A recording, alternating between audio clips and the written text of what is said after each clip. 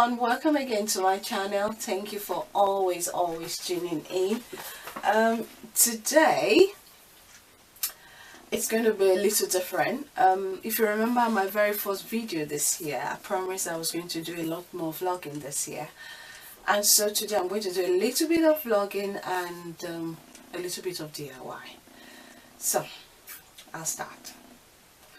The initial plan for today was for me to show you how I achieved this new look, for me to show you the step-by-step of how I crochet this, my new 3D cubic hairstyle. I was really looking forward to it, really excited about it, and I set everything out as usual. And I started crocheting quite alright. You can see from the picture here, you can see the pattern I've done under, and you can see that I started crocheting quite alright.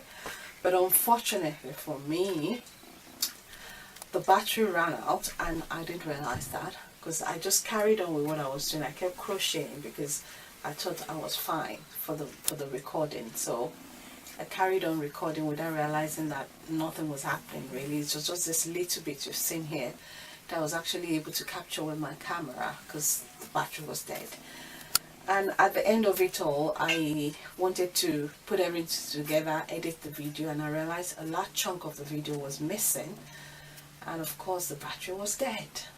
It was really painful, and I was like, oh wow, I was hoping to share this with you guys. The end result, I hope you like it.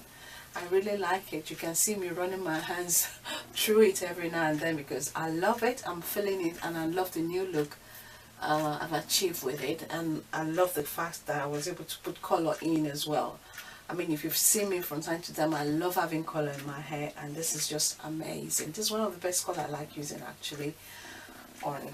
Anyway, and in a couple of weeks time I'm going to detangle this braids. If a lot of you, if you've seen this braids before, you will agree with me that, you know, after a while you need to just, you know, change that look and make it look new again and lovely.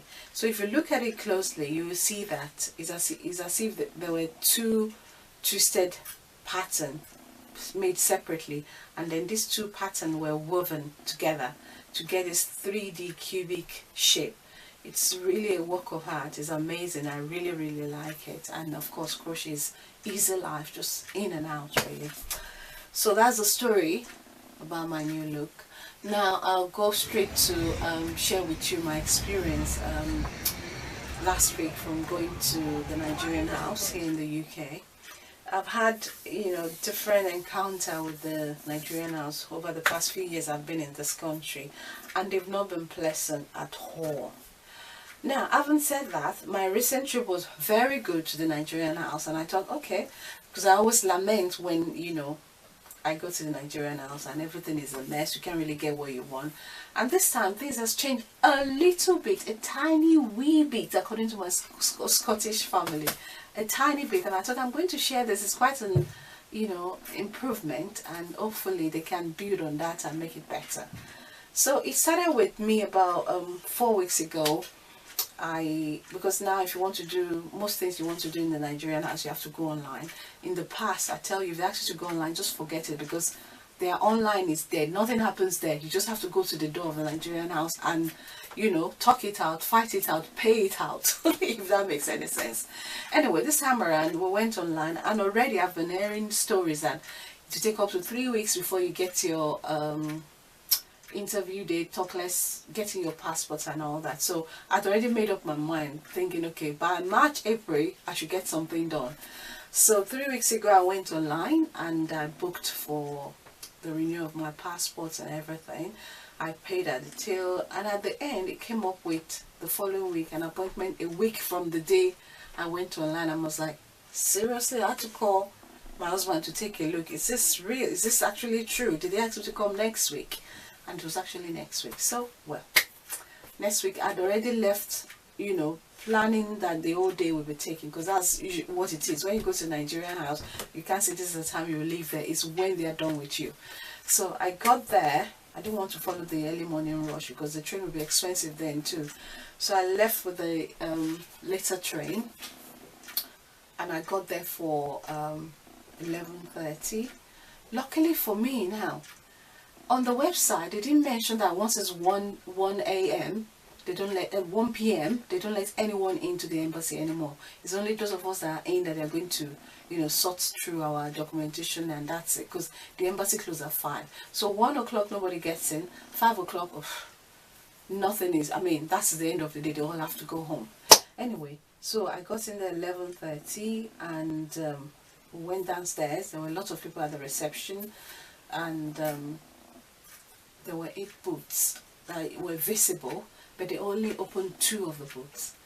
And I thought that was a miss, because if they have 8 booths, then if it's all open, everyone will, you know, they will answer everybody quickly, and that will be it. Anyway, we got there 11:30. I asked the man at the door that was checking, I said, please, what's the waiting, can I be British and ask what's the waiting time? And the guy said, maybe an hour and a half. I said, okay, that's not too bad, because, you know, normally it's whenever. So I sat down, and after a while they called me to the booth, checked my passport, took it in, went back, sat down again for a while, and then they came and called me and every other person in my group to go upstairs where the picture will be taken, the signature will be done, and then we'll be asked to go anyway and come back a certain day for the passport. Anyway, so when they called us, and well, before I go upstairs, I thought it was a waste of resources having 8 booths and only 2 of it was working. And out of the 2, one was for, I think, travel documentation, visa and the rest of it. And the other one was for those of us that wanted a passport. I thought it was a waste of resources. If we have 8 booths, then let 8 booths work, and that will be fine. Anyway, they moved us upstairs after a while, and I could see a sign, waiting room, and there was really nowhere to wait. People were hanging around the corridor. There was another room nearby which was empty. Lots of people were there standing. It wasn't really welcoming or waiting room in quote, as it says. You know, we were just loitering about, very typical Nigerians. Anyway, we got in there, and I was looking around. There was really nowhere to wait.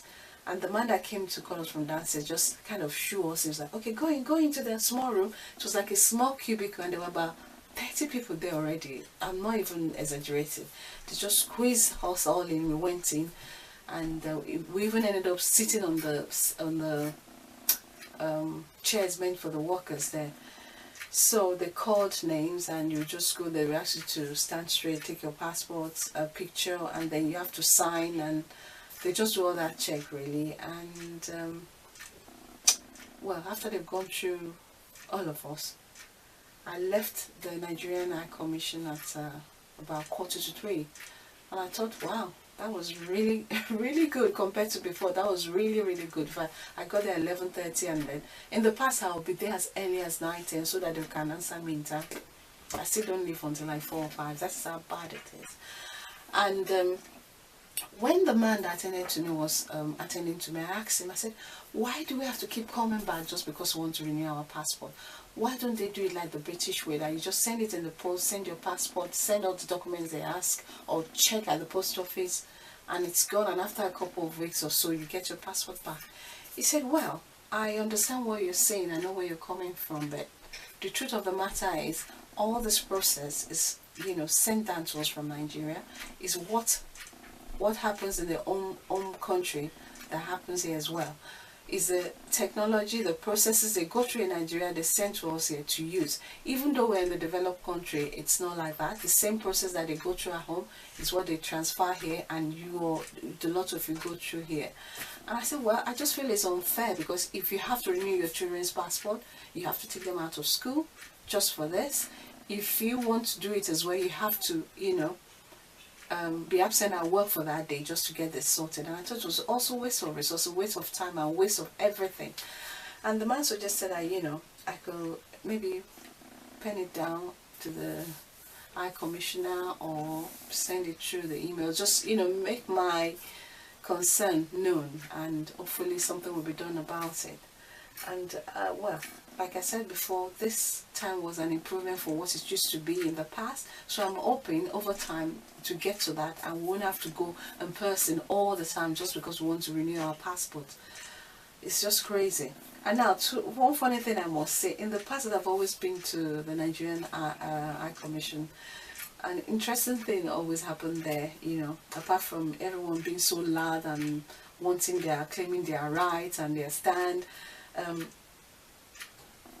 I don't know if it's a meter light they're using at the Eye Commission, but in the past that I've gone, at some point the light goes off and you see everybody shouting, "Up neck pies," as if you're back home. But this time around, the light did not go off. Everything was fine and stable. It's just like it was rowdy and loud as usual, especially when we went up to, you know, get the later part of the passport sorted, and of course downstairs as well.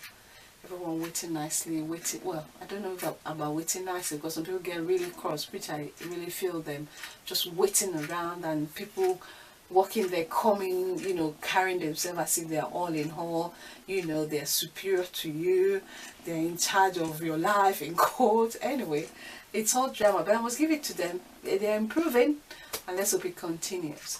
So that's all today, guys. That's all I'm going to rant about and talk about and vlog about today. So my next DIY video or vlog, keep coming back, guys. Share my videos, subscribe, make comment, give me thumbs up, give me ideas of what you would like to see on my channel. So to my next vlog or video, it's bye. Thank you for listening.